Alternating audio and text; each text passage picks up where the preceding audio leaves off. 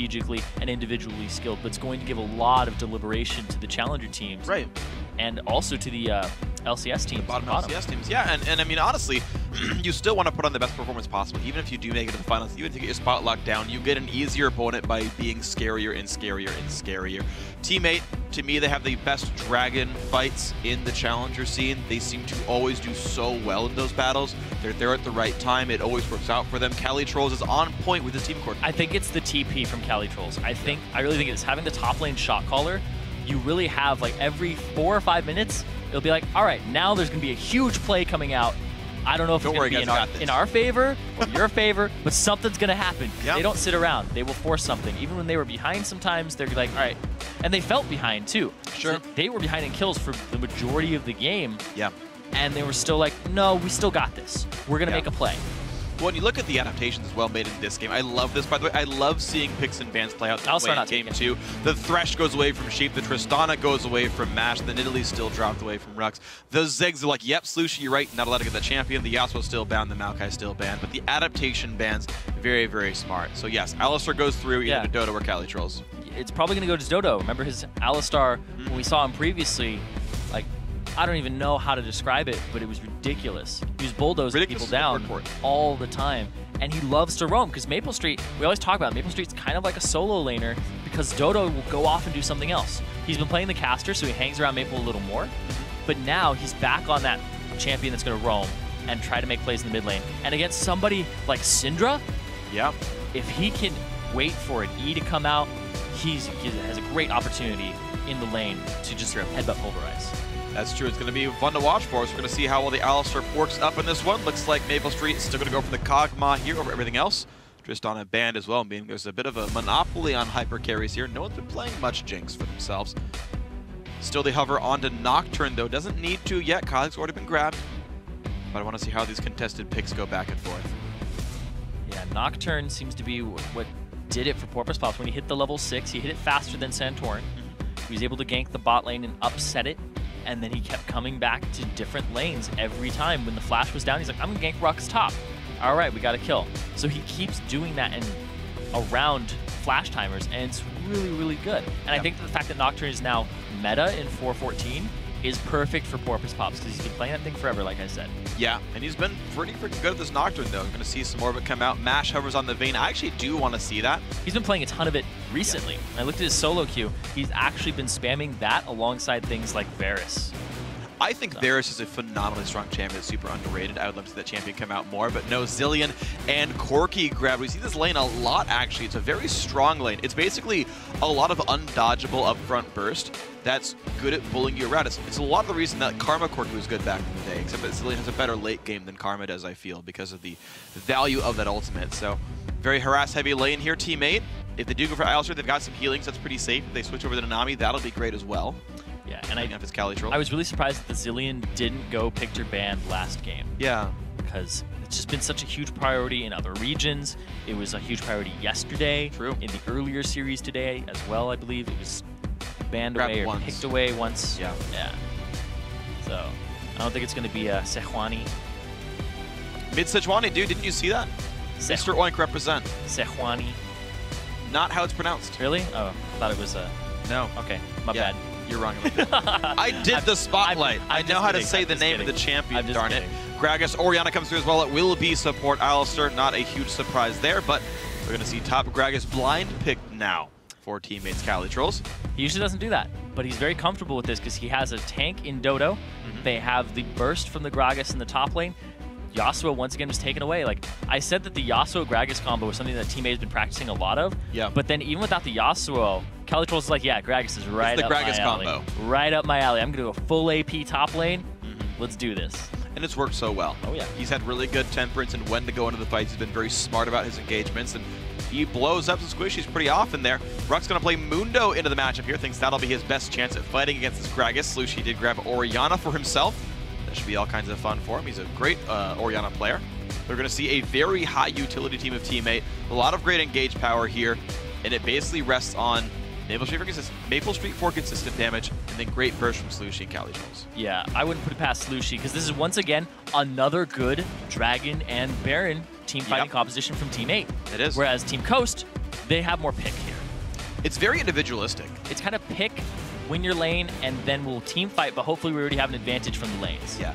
Well, it's a comp where you really want these separated battles, which almost helps when you're facing a Gragas here, is like, look, Rux is gonna destroy Maple Street, and like, Alistar can push him around, but he'll never die. And so you're soaking up the AD carry the entire fight, whereas Corki and everyone else gets to kite and actually do good things the rest of the battle, try to, you know, get rid of this Gragas, get rid of the Orianna, get rid of the Nocturne, who's much lower threat.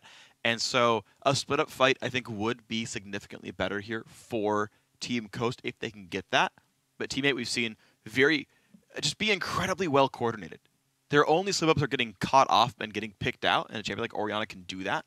But as far as team fights goes, yeah, Team 8 look real good.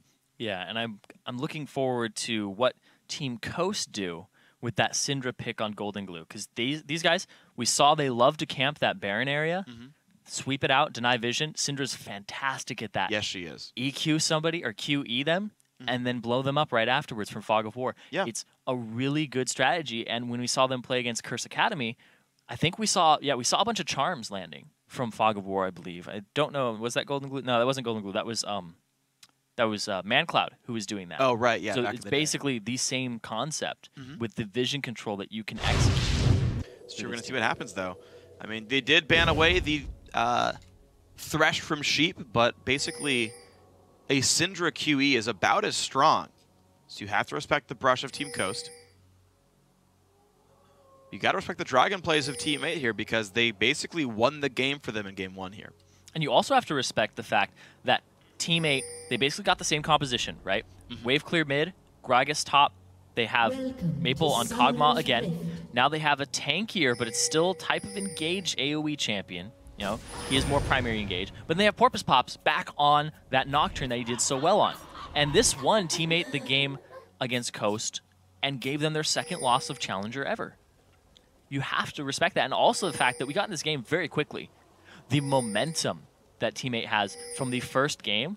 And they're basically warmed up on the same comp. They're just like, all right, just do it again. Do exactly what we did over again. And it's up on Coast to adjust to them. True.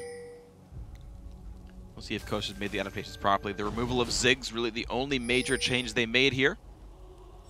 Toto now getting his Alistar. Should be a bunch of fun to watch. He's been great on this champion.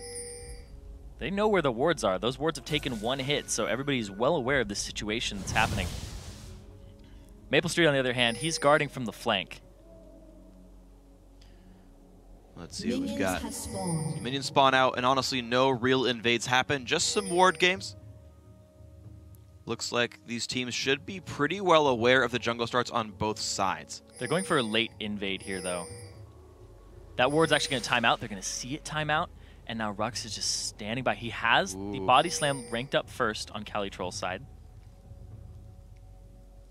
Rux just out by Rux. Bodyguarding. And it's not going to be the red invade here. Now, by process of elimination, Team 8 does know that it was a blue buff start for Santorin. And it's actually pretty easy for Coast to know the same thing. They've got that same trinket order with the red buff. So jungle starts known on both sides. Is that going to mean much for those level 3 ganks? Yeah, they'll have to know the timers. They'll have to know the positioning on the maps for those around the 3 minutes and 30-second mark. But mid lane is always an option and the same distance away, so they could meet. We'll have to see. Okay. Team 8 up one game. If Team 8 wins, they guarantee a spot in the 2015 Spring Promotion Tournament. Yep. It's an LCS team, and they are that much closer to an LCS dream. And it's something you've been talking about for a bit, but I think now that they're so close, it's so relevant. You were talking about Calitrolls. Enrolled in school this semester because he didn't know if his team was going to make it to the LCS. They failed in spring, stayed together, added Porpoise Pops, and said, we're going to do it in summer. Barely qualified for the playoffs. Yeah. Barely win their quarterfinal match. And now they're 1Xs away from it all being worth it. I talked to him. Calitrolls, regardless of whether or not they make it to LCS, he is not going to be on the team. Really? So if they make LCS, he will not be on the team, sadly. Wow. Yep. That's going to be hard for Team 8, though. He's been so good. He's the shot caller for the team. Yeah, and their shot calling has been freaking amazing. He wants to get them to the LCS, though. He wants to leave the team on a good note. He wants to get them there and know that he had that option available to him. And hell, maybe he'll take it. You never know. People change their minds all the time. I feel like when LCS stares you in the face, you're like, you know what? Remember when people want to retire? Let's play in the Yeah, remember when Saint retired? Yeah. And Hotshot retired? But Oh, here we go, the flash pulverized. engage. Sheep gonna take a whole bunch of pain right here. 100 health left on him. He flashed the wave. First blood goes to Porpoise Pops. The time bomb does not kill Maple Street. And we're already at a 1-0 for teammate. He had to heal himself there for just enough HP to survive. I don't know how. I think he was waiting for the ignite to tick off. So that he was still on him. Yeah, but it just wasn't long enough. So he was just like, all right, I have to do it. Yeah. And he did it. And it ends up with first blood going over to Porpoise Pops off a great gank. Porpoise Pops has really stepped up this whole last 2 days. He's been absolutely great. So the very obvious level 3 gank in the bottom lane works off a flash pulverize from Dodo. And teammate now looking good to maybe 2-0 this game. It's too early to tell, but it's already a good start.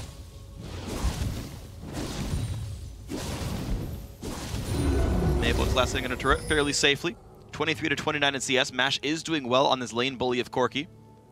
Man, Look at that. You see that, what he did right there? He made that lane freeze. Yep. Did a really good job of that.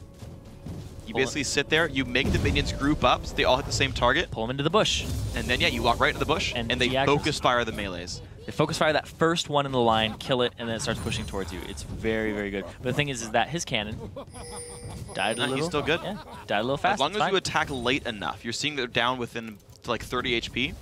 That lets his lane still go the same way. Yep. Also, that wave is closer to the enemy turret. So they get reinforcements sooner. Exactly. Exactly. Boom. Wave mechanics, which are actually a very important thing. Incredibly important. We never get to watch this when we see the lane swaps. I'm always impressed by how quickly the AD carries pull the freeze out. It's like by 4 minutes it's already frozen in front of their turret. But we never watch it because it's like a 1v0. Yeah, you never want to watch that because there's no action there.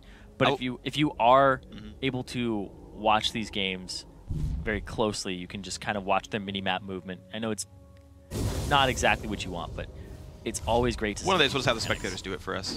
Yeah, one of these days. But then you'll just be like, why is he watching the lane? Blah, blah, blah. Whatever. You do it like once a month, right? Or you have the color commentator just do it on the laptop and be like, okay, well. You know what, Phreak? Why don't you just make a YouTube video? I should do that, actually. That's a wonderful idea. Here's how you freeze in a lane swap. I think it's a great idea. It's so effective in solo queue when no one lane swaps. Yeah. It's really useful information for our audience. I know, I know. All the solo but queue they will understand competitive play better. That's true. In that regard. It is very difficult to pull off sometimes. To be fair, this was useful on a 2-on-2. Mash just did it off the recall and said, yeah, you're going to miss like 2 waves. Did you know, when you force a recall, sometimes the best thing to do is to not push the wave in and let it stay frozen, and you will lose more of your own minions that way than pushing into the turret.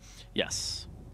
In fact, sometimes you get a kill, and the best thing to do is immediately recall and show back up to a frozen lane. Yep. Instead of shoving out, instead of doing anything, killing a single minion, you're just like, out. Yep. And Porpoise Pops, he's actually in enemy territory. Ooh, spell shields the stun, but it's not going to be enough. Ulti comes out, Santorin flashes in, Q's going to go, Ignite gets the kill to gold. Here's Lucy though. And the shockwave catches 2. What a beautiful ultimate. Santorin does not have flash. He goes down to the Cali Trolls ultimate. Rux's TP might do something. He will slow Cali Trolls down. Now can Golden Glue do enough? He lands the stun. He lands the slow. Cali Trolls body slams, flashes the wall. 1 for 1. Sheep showed up. You want to know an unfortunate story about that? What? Double buffs wore off of Santorin right before Cali Trolls killed him. Oh, man. I think... like, or fortunate if you're Coast. Literally half a second. Wow. Oh, sad life, sad life. Well, Gragas ulted late. Should have done it sooner. Yeah, it's absolutely true. It's all your fault. We'll have to see what ends up happening here in this bot lane, because they're just trying to zone Sheep off. He's going to have to go the long way around. Gives him a little bit of pressure. Yeah, it's going to leave Mash without any CS for a little while. Equalize the lane ever so slightly for Maple Street's favor. Porpoise Pops is going for this same build again. Oh, did he get blue? I think he might have taken the blue by accident here. I think it might be a particle bug, they both because he doesn't have the buff in the bottom left corner. Yeah. That might be a spectator bug. He died. Permanent blue Porpoise Pops. I saw it with Oriana Ball once. Oh. There was just a command protect circling around the entire time. Yeah, yeah, he doesn't actually have blue. I was like, what? See, you can't fault me for that one though. No, I can't. No, I was like, oh, he has blue. Nope. No, he doesn't. All is well. It's okay, Porpoise Pops. Not really much of a change regardless. Dodo and Maple Street chilling in this bot lane. A little bit down in CS still. And to be fair, they only got assists on that kill. This lane is really not tipped that much. It's just on Porpoise Pops. They got that gold lead. Cali Trolls. He has his explosive cask available again. Doesn't have his TP. Neither does Rux. They both used it to try and show up. Yeah, about the same time. Dragon is available. Now, Dodo did invest in early boots, so it's actually a lot more sort of zone of control given, because you have to respect any time he might like walk forward and WQ you. Oh yeah, pulverize. So his sphere of influences moves a lot quicker towards you. Yeah. So that he can get in and use the headbutt pulverize. Yeah, I would say his sphere of influence has a radius of about 8. Because it's in the name. It was, it was a team name pun. Okay. Those, by the way, are not low class. It's only player names. Why isn't Porpoise Pops 8? We'll never know, but here comes Porpoise Pops. Well, Speaking of him. The engage. Shockwave does catch Santorin. Golden Glue re-engages, though, but will Santorin go down? The answer is yes. Porpoise Pops gets a real blue up this time, and now Mash, got to be careful. He does have the revive, though. Goes on forward for Maple Street, but he's in a pretty dangerous spot. Flashed away. Somebody Heal goes in as well. Maple Street losing a bit of health, but the Phosphor Bomb did miss. The Zillion Bomb going to do some good damage. His Phosphor Bomb had hit, though. That could have been a kill right there. You can see Dodo now getting slowed down. Good damage coming across Sheep. One shot from dead, but Maple does not have the mana to do so. They will just trade back with no deaths. And Porpoise Pops, he's actually making his presence known down bottom. He crosses a ward, so they do see his route, and that's going to force Coast's bottom lane completely back. That's fine. Porpoise did not have the ulti anyway. Used it effectively earlier. He did, absolutely. It was a great fight in the mid lane. Dodo's going to use the Relic Shield charges for some gold and some sustain, but this will be a lane push into a likely recall for Maple and Dodo. Golden Glue missed his EQ, or his QE. I keep saying EQ because I'm like, oh, Jarvan, EQ. Yeah. Missed his ball. Jarvan. Missed his ball smack. Scatter the weak. There you go, scatter the weak. And was able to make an opportunity for Team 8. The ward's coming out around the dragon now. I feel like we should rename Scatter the Weak into Assorted Days. Assorted Days. Ah. 7 to be specific. I gotcha. All right, here's the dragon. It might be Coast's first dragon of the series. And they are trying their Santorin, losing a fair bit of health, though. 1/3 HP Dodo's on Dragon. got Moby Team boots, 8 though. are around. No teleport, so it's a 4v4 straight up. Good stun to Dodo. Good damage comes through. Shield keeps him alive. And now Porpoise Pops goes for the smite. He does get it off of Orianna. And now Santorin has to jump away. Mash half HP as well. Maple has a bomb on him. They scatter. And life is okay. Teammate get Dragon. They get out. Another dragon to Team 8. Santorin was about half HP. The fact that Dodo also had Moby Boots was really big there because he was able to zone for a long time. He didn't have his ultimate, though. So he didn't have that extra AD when he punched Santorin. Might have been enough. Could have just barely really close. been. Yeah, it would have been really close, but not the case here. Dodo kills away a pink ward. Slaps it with his cow. Pause the flash engage. Slushi forcing the flash away from Golden Glue. All right, give me yours and I'll give you mine. All right. That's how it works. And life is equal one more time. Dodo kills another pink ward. That's 2 in a row. Yeah, Dodo, he loves to roam. That's exactly what the Moby Boots are for as well. He has so much pressure on this Alistar. His Alistar, every champion I've seen Dodo play, I am most impressed by his Alistar play. Yeah. Like, hands down. Like, his Braum is pretty damn good. His Nami helps Maple Street so much in lane. Yeah. His Alistar is just game-changing when it is on the map. Yeah, but he's home on the range where the deer and the antelopes reign. Roam? Play, roam, whatever. I almost got that one right. Yeah, you know, it seldom is heard. Discouraging word. Except on this cast. I make fun of you all the time. Yeah. And Phreak is just mean all day. Darn right I Anyway. All right, anyway, Porpoise Pops, he has his ultimate available to him. They know that Golden Glue's flash isn't up. Are they going to make use of this? Let's see. So far, Nocturne waiting in the wings. Porpoise Pops does have the ulti. Blue Elf going to go teammate first. No Shockwave in the mid lane, but there is the ability for Golden Glue and Santorin to make a play. Look at how many damn wards Slushi has in his inventory. He's maxed out. Yep. He's like, I'm going to get a pink and 3 greens. Best mid laner NA. Yeah. I mean, vision controls is so darn important, though. Even with Dragon down, though, this is what I do like, is you keep the vision control up all the time. They're respecting the Santorin ganks quite a bit. Lizard Elder done. Wards in inventory. Santorin can do a whole lot of damage to his enemies.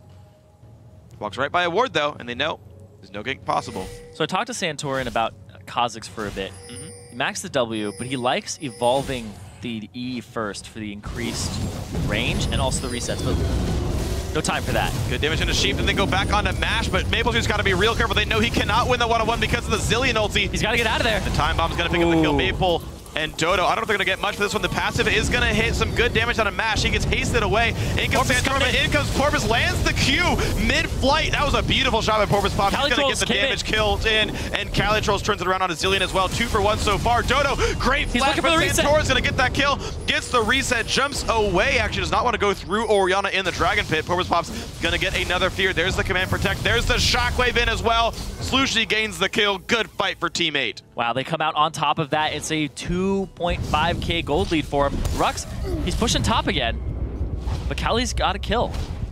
Rux gonna get a turn for this one. It was a 3-2 overall. For what it's worth, it wasn't a giant kill swing in teammates' favor. Losing a turret for that isn't necessarily that great for Team 8. Yeah, but at the same time, Calitrolls is going to push that bottom lane. He has Sheen. The question is, how much damage can he get off on it? Probably a lot, to be honest. Ooh, he doesn't got minions just yet, but the new wave? Nah, Corki and Zillion are too close. They're there already. He's almost out of mana. This is actually very dangerous for Calitrolls. They're still... Zillion can't get a range to slow him. He can't get it. There is a flash from Mash. He's just going to poke him down, and there's finally the slow. Dodo coming around with the roam. Ooh, no headbutts him into the team. Golden Glue's got to be real careful. TP comes in from Rux. Can he turn the fight around? Slushie down to half HP. Somebody he'll use. Dodo gets the kill. Now Rux in a 1v2. And Santorum is coming by, though. Slushie does not land the W. Nothing picked up. It's the collapse. Dodo with the roam, making a game-changing, just a headbutt pulverize in the mid lane, and now it's forcing Coast to group up. That's true. Now they're going to scatter again because they saw Dodo not sticking around in that mid lane. Yeah, and honestly, they're 2 minutes early. They have to react. Yeah, but they're 2 minutes early for Dragon anyway. There's not much to do down there. Boy. Slushie, half HP. Shockwave will catch Mash, but in comes Santorum, in comes Rux. Dodges one, but not the other. Great shield and a better barrel going to keep him alive. Calitrolls in the right spot. MapleStreet up top. These are, by all means, not standard lanes at this point in the game. Everybody is everywhere. Dodo's roaming. MapleStreet's top. Cali's bottom. They rotate pretty damn well. I like this a lot, though. Dodo and the rest of Team 8 really controlling the correct side of the map, though. They can bully this Mundo around. They can take control of the red buff. They're the stronger team right now. There's no Dragon up anyway. Use this minute to go play topside. Yeah, they're going to do exactly that while the pressure is on that turret. Calitrolls, he's going to start up this red buff. Corpus Pop. That's secure. Going to get it for himself. Nice pink ward to allow that to happen. Yeah, and look how far back Rux has to play. He knows he's a threat for a dive. He has to hide away. Babel can push the top lane very easily. Yes, Mash and Sheep will equalize, but I still think this has the makings of more advantages for Team 8. They can keep going up there. Yeah, there's 40 seconds on that dragon, though. So if Team 8 want to keep that little theme of they've gotten every dragon in the series alive, they're going to have to make their way down there pretty shortly. Let's see, wave clear still happening for Golden Glue, who has been much less remarkable this game. The ultis have not been landing on low health targets. He's been kind of ulting defensively. He had the one turnaround killing the Nocturne earlier on in the game, but otherwise Golden Glue hasn't been getting very many good setups. It's been Slushie and Porpoise Pops picking on him over and over again. Sheep just backed, and there's 15 seconds on that dragon. He's going to have to rush his way over there. He has Moby Boots. They'll be over there just in time because there isn't a whole lot of damage on Team 8 just yet to take it out. Ward coverage on both sides. Dodo tanks a cleaver. Looking for the fight start. Calitrolls off on the right. He's pinched them in. Oh, this could be rough. Ulti popped in. He wants to go in onto Mash directly. The knockback in from Gragas, but they go for Sheep, and down he goes right away. Ulti's going to be useless on this Corki. The two-man Shockwave catches Santorum and Rux, but low health bars on Porpoise means he's got to be a little bit careful there. Still a 2 for 0, and Team 8 own Dragon. The Dragon is theirs because the smite available for them, Santorum, he got dropped. Dodo and the flank from Calitrolls coming up huge there. Cali, he's still zoning this team off.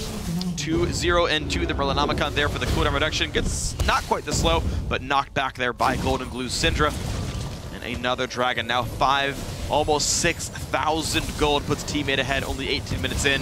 This is a very clean game one. Maple, he's gonna survive it though. There's just no damage coming out from Golden Glue. He's been held down for the most part, and nothing good is happening for Team Coast. Yeah, Team 8 are just getting lead after lead after lead here. They might get a turret for themselves for Coast, but I don't know if they have the damage or the minion wave available against this wave clear composition of Team 8. Yeah, it's not letting anything happen really for Coast. The bottom lane bully, the Corki Zillion lane, didn't end up doing very much. A great first blood gang. Pops held that one down for a while, and it's just teammate making better choices over and over and over again. Made his mid one more time, knocked him on his way back to the mid lane. Nothing for Coast. There's no mana here for a lot of the members on teammates, so they don't have any more wave clear available to them, but they are going to back, and Coast is going to relieve that pressure. So a big thing is that champion select. I just want to go back to it because teammate picked the same comp as they did previously for all intents and purposes. Their team fighting, their dragon fighting is better. They're getting flanked again on Coast side by CaliTrolls. They pick up Sheep and watch Dodo. Boom, they walk straight into him, pulverize, and the Orianna ultimate on top of that area. Just great team fighting prowess from Team 8. The teleport and presence of mind of CaliTrolls and the shot calling is on par today. Or is on point today. Oh, it really is. It's above par. It is at least birdie. Yeah. Could be eagle. Man. It's a hole-in-one. It really is so far. 1-0 so far. Only one turret kill for Team 8. It's all been dragon fights and ganks. That's where all the sort of advantages are coming from right now for Team 8. But at some point, they will start the siege.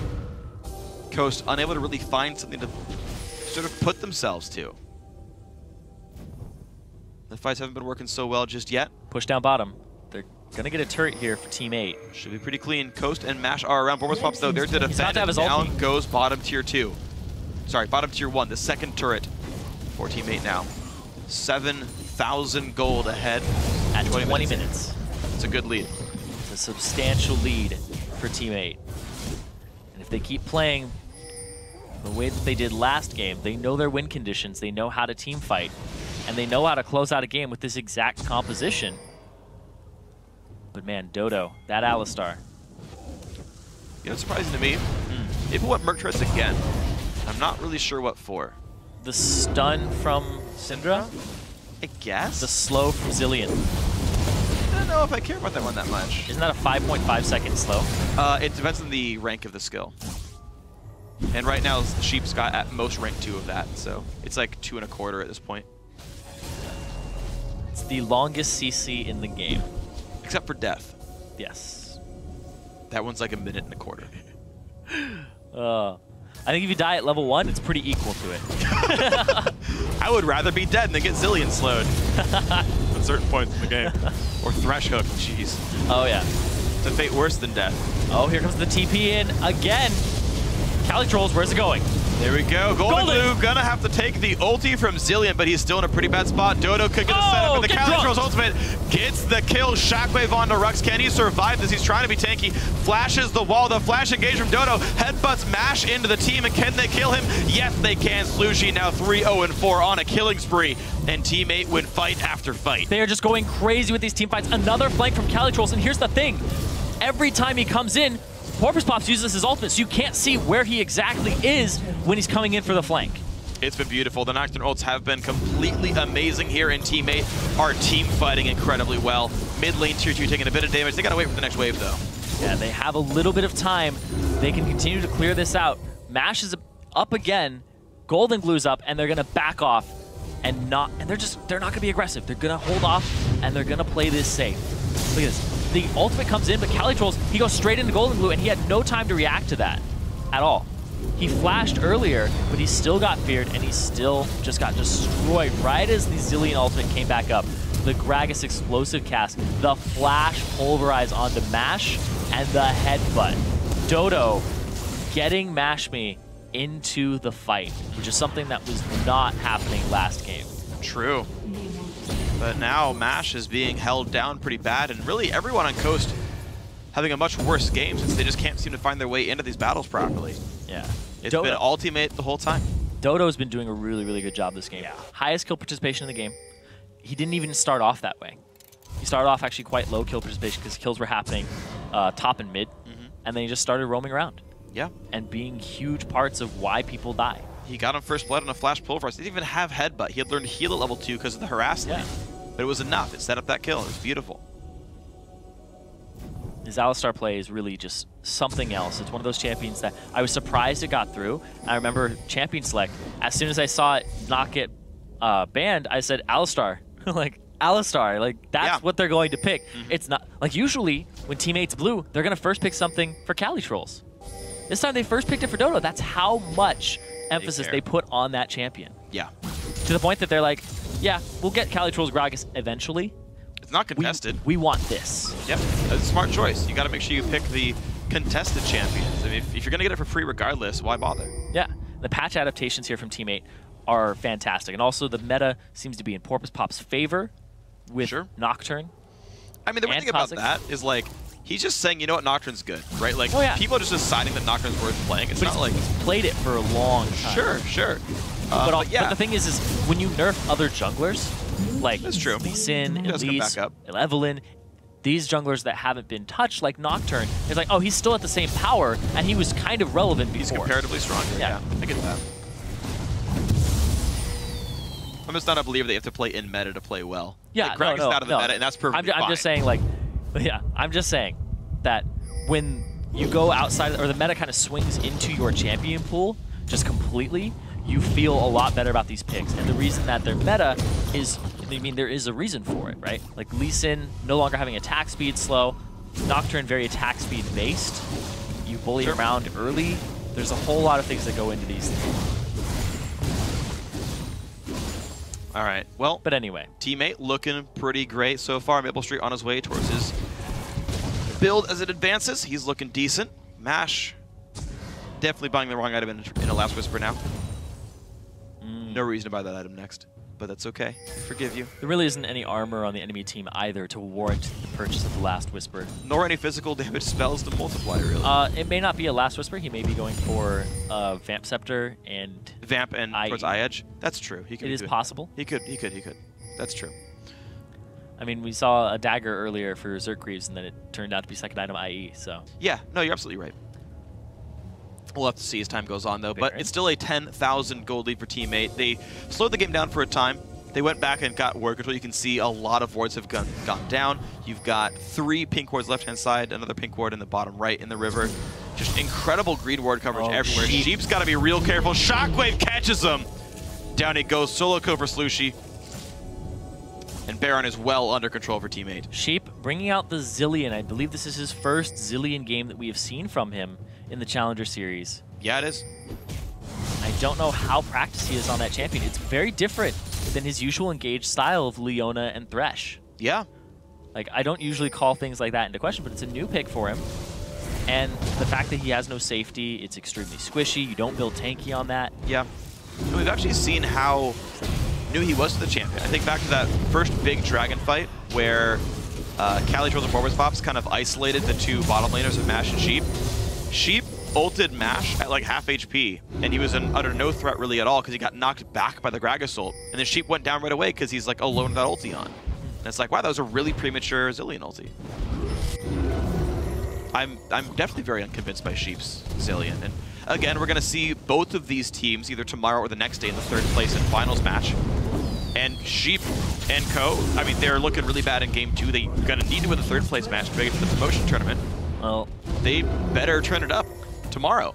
Yeah, LawPro currently waiting in that 3rd, 4th place match for whoever loses this game. And Curse Academy waiting in that 1st place match. Yeah. But whoever wins this, they're going to be happy because they'll get that 2015 Spring Promotion Tournament spot guaranteed, and they won't have to play another match with their lives on the line, their LCS lives. That's true. But still, you get to inspire fear in your opponents. That's always a good thing to do as well. There we go. Oh, the stun. Taking a little bit of damage. Slushie, gonna get hit pretty hard, but here we go. The battle might begin Gragas anyway. from behind. Fear comes in. Yeah, there is the flank on Gragas. It completely zones out the back line. Sheep has to ult himself, which means Golden Glue is available for Porpoise Pops. The stun's gonna land, but the fear is still there, and Rux finally does go down. The tank stats wear off. Porpoise Pops will maybe get the chase kill. Yes, he does. Assist from Slushie. 2-0 so far to Teammate. They go for Baron. They go straight for that Baron. CaliTrolls, every time he TPs in, it even takes me off guard as a caster. I'm just like, where's he coming from? How is he there already on the other side of the team as a Gragas? Right? The TP is just putting him in the perfect spots, and the ward setup from his team is what helps him do that every time. It's a team effort. Yeah, it's not only great vision, but it's great, like, just TP locations that one could be in. Mash will take down the turret Dodo, push them away, but I guess a little too late. Baron, though, cleanly going over to Teammate puts him very far ahead. And Teammate have such a great team fighting composition. It's the same one, for the most part, that we saw last game. And a big thing here is Coast team is very early game focused. We saw Golden Glue try to blow up Orianna there. He just doesn't have the stats for it, and he pretty much just blows his load and he's done, and he gets chased off by a tanky jungler. Yeah. His First casters don't really beat tanky champions. Exactly. And the thing is, teammate wants to front load burst on you and then chase you down with sustained damage. Yes. Coast is, I want to front load burst 1 or 2 people and then maybe revive with a Zillion ulti. Like, that's kind of not, it's not an effective strategy unless you're very far ahead, because they picked some lane bully-esque champions. But teammate just doing so well despite everything in the lineup. Yeah, teammate are playing amazing. Porpoise Pops twice in a row on Nocturne has been great. His Kha'Zix, the previous series, was just as impressive. Teammate has very control, AoE control type composition here. The Shockwave, you even have Porpoise Pops with vision control on his ultimate. Yeah. Dodo has control with his movement, his headbutt pulverize. You have this AoE slow from Kali, and then the displacement. Like, all of these things, and even the fear, are just going in their favor, and it's a great composition for them to start running. And I love the fact that they've become more teamfight oriented as a team, because they used to be the team pretty much kill you in lane with small skirmishes. Sure. Or Kali trolls kill you in lane. But that doesn't work at high-level opponents. When you are facing an LCS team, you think you're going to kill balls one-on-one in solo lane. Not likely. It's very, very unlikely, and that cannot be a game-winning strategy for you. You have to come in with a different strategy, and if that happens, then you're like, oh, that perpetuates our ultimate scheme even further. But that is not the ends to your means. That is, it's nice when it happens, but it can't be the relied upon plan A. Win lanes, well, yeah, that'd be nice. You have to have a fallback plan, and I love seeing teammate and adapting to that. But at the same time, Coast, they kind of banked on that this game. They kind of banked on, let's win these lanes. Let's just crush them. And Mash Me and Sheep, you know, they are regarded as the best bot lane challenger right now. Yeah. Maple Street and Dodo, you know, Maple, not an impressive scoreline for himself. Dodo, he's definitely one of, if not the best support currently. Yeah. When he's on his comfort champions. Absolutely agree. And his Nami's been added to that list. Oh, yeah. So that is that list bigger and ever-growing list of comfortable champions he's going to crush games on. Yeah, Maple just kind of has his own style. He'll do his thing, and Dodo will take care of him. That's fine. Here we go. All 6 turrets outside the base are gone. 14-3 in kills. Teammate has been in control pretty much from the very beginning. Oh, they engage. Golden Glue. Half HP. Shockwave's going to land, and down he goes. The knockback onto Rux. He's been forced away with the flash. Dodo's in the back line already, and they could get more for this one. Time Bomb, not going to do much. Top lane inhibitor turret going to lose a lot of health. Actually, Porpoise has got to be a bit careful. Takes summoner heal, does walk away. 1 for 0 so far, and here's the new wave. They dive straight for Golden Glue, and they reset it. So now they're going to go straight after this turret. Maple Street going down fast. There's the engage. They knock in Rux. Why not kill the tank? His ulti's gone regardless. He's going to drop down Zillion ulti on him, but Mash has to flash away. Rux 1,000 health again. Head butted back one more time. Trying to walk away. Maple should get that kill. Slushie actually picks it up for himself. Now 16-3. 32 minutes in. Teammate even farther ahead. They're going to get themselves an inhibitor off of that. First inhibitor of the game. 31, almost 32 minutes in, and they're going to rotate towards this middle and clear the wave out. Clear the wave. 30 seconds on Rux's respawn. The rest of the team is back up. Golden Glue's here. Has his own ultimate. It's going to be Kali clearing it out. He has his teleport available now. He didn't have to use it in the last 5 minutes. He's all good teleporting the wards, and he doesn't even have tier 2 boots just yet. He's just getting these flanks off of pre-planned positioning. So far. Tier 2. Yeah. I mean, this has been great right now. Teammate have done everything right. 17,000 gold lead. And looks like maybe one last recall to set up the game-winning push. You know how I talked about the meta being in people's champion pools, or champion pools being in the meta? Yeah. Santorin, you know, he loves the Kha'Zix, but the evolving of W and the maxing of W first doesn't seem to be completely comfortable for him, like 100%. Like he goes for the E evolve first, which is fine. That's fine. Yeah. But the fact is, main champions were Lee Sin, because he loved to go find you in the jungle and fight you, and it's just not happening in this Nocturne, Kha'Zix, Nunu type of meta, and he's kind of shied away from that in his picks. I don't know if he should just go back to comfort, but Look at this. Slushie. Oh, the Zonias. That's a great Zonias to actually block all the bursts from Golden Glue. Now Santorin forced to run away from this one. Shotgun's going to catch on a 3. It blows up Santorin Sheep as well. Now Ruck's getting chased out. The fear should hit. And no, he actually walks away just in time. But Maple now on the chase, doing plenty of good damage. He's going to walk away with his life just barely. But the inhibitor's not going to share the same fate. And Turret's going to go down. Now the inhibitor as well. Still a 5 versus 3 for 24 seconds. This might just be the game-winning push for They're going to go for it. Dodo used his ulti. Pops the ulti. There goes turret number 1, down a half hit points right now. Mash in the wings, doesn't know really what to do. Looks for the flank, just maybe. I think they know they've lost this one. It's going to be the 2-0, 34 minutes in. Team 8 coming from the 4th seed, taking out the number 1 Team Coast 2-0. And welcome to the Spring Promotion Tournament, Team 8. The team that has had so much bad luck in Riot Challenger tournaments. Team 8 beat the number 1 Summer Series 1 and 2 champions. 2-0.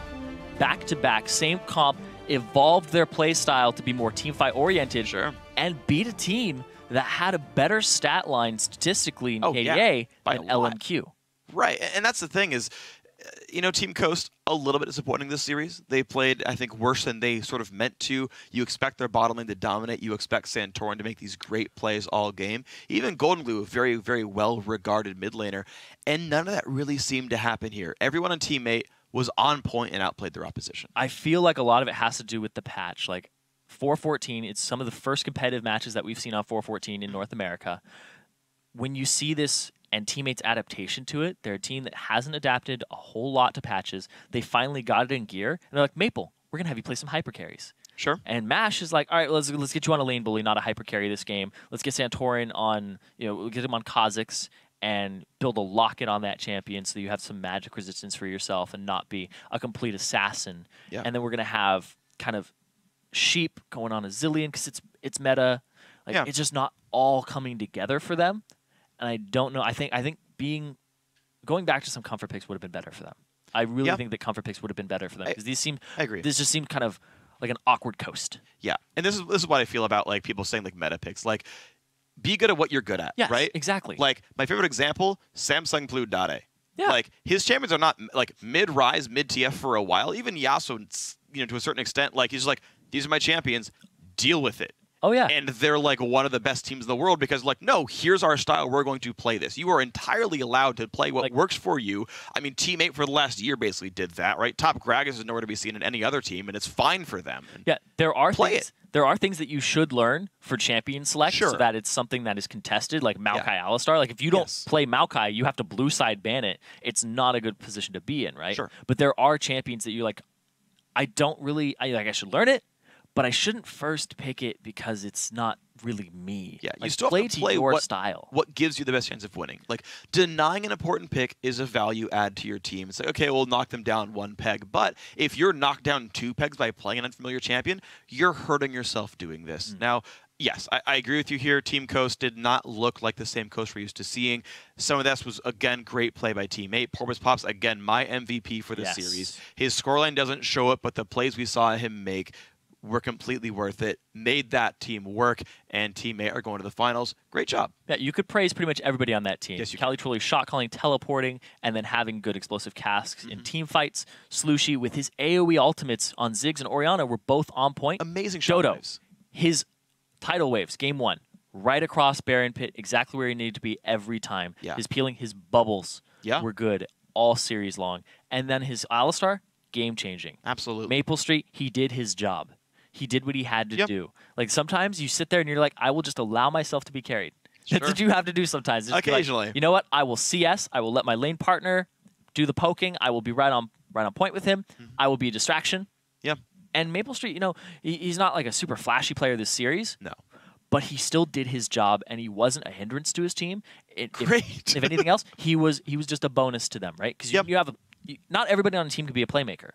Right? You probably shouldn't be. Exactly. It's actually a dissonance, right? If everybody has the same type of style and everybody's a playmaker, you leave yourself up to too many random circumstances. If Cali Troll messes up, Maple Street's like, I got this. I'm still doing damage. I'm still doing my job and sitting there, even though he went for a very aggressive play. But that didn't happen this game because Cali was right on point.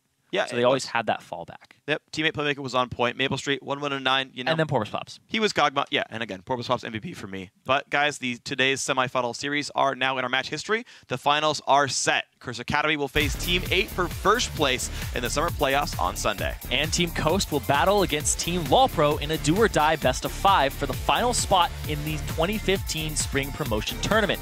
That match will take place live on the LCS stage tomorrow, and the stakes could not be higher for those two teams. Rather important match here. But of course, before that series gets underway, the North American LCS kicks off its playoffs as Team Solomid and Team Dignitas play a best-of-5 series in the quarterfinals. The coverage starts streaming at 11:30 a.m. Pacific Daylight Time, 8:30 p.m. Central European Summertime with an all-new LCS preview show. Now, that's all from us here today, but before we go, I want to say thanks again to our friends at Coca-Cola, and on behalf of myself, Zirene, and the entire live broadcast crew, thanks for watching, good night, and GG. And the Shockwave catches two. What a beautiful ultimate. Santorin does not have flash. Ulti popped in. He wants to go in onto Mash directly. The knockback in from Gragas, but they go for Sheep, and down he goes right away. Ulti's going to be useless on this Corki. The two-man Shockwave catches Santorin and Rux. Can he survive this? He's trying to be tanky. Flashes the wall. The flash engage from Dodo. Headbutts Mash into the team, and can they kill him? Yes, they can. Oh, they engage. Golden Blue half HP. Shockwave's going to land, and down he goes. The knockback onto Rux. He's been forced away with the flash. But look at this. Slushie. Oh, the Zonias. That's a great Zonias to actually block all the bursts from Golden Blue. Now Santorin forced to run away from this one. Shockwave's going to catch on a 3. It blows up Santorin Sheep as well. Now Rux getting chased out. The fear should hit.